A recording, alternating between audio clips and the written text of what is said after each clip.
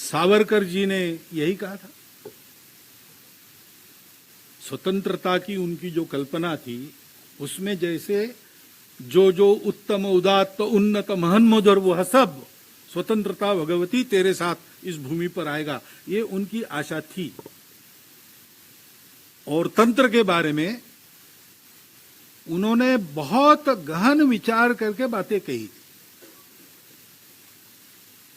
एक के बाद एक उनकी भविष्यवाणी सत्य होती हुई हमने अनुभव की है।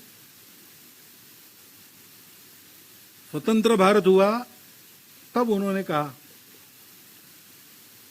कि युवाओं का मिलिटराइजेशन होना चाहिए, क्योंकि हमको लड़ना पड़ेगा। एक तो देश खंडित हुआ है, शांति के लिए देश के विभाजन को हमने मान्यता दी, लेकिन ये सदा की झंझट मोल ली हमने। अब हमको शांति नसीब नहीं होगी, इसलिए तैयार रहना पड़ेगा।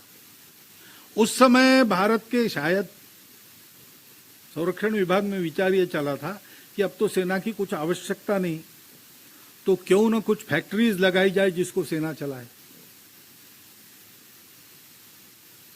और 62 में दिखा दिया सेना की कितनी आवश्यकता है।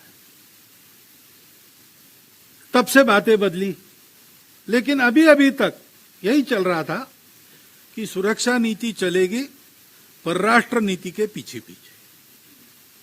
इसलिए कोई कुछ कर रहा है, नहीं नहीं नहीं नहीं, चुप रहो, क्योंकि दुनिया क्या कहेगी।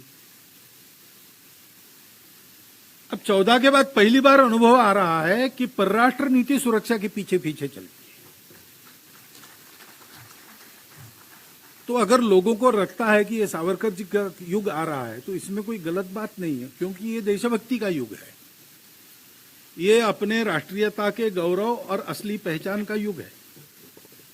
ये अपने देश के सब लोगों को उनके जाति, धर्म, पंथ, भाषा, प्रांत को बिना देखे कर्तव्य और अधिकार दोनों में बराबरी की भागीदारी सिखाने वाला युग है।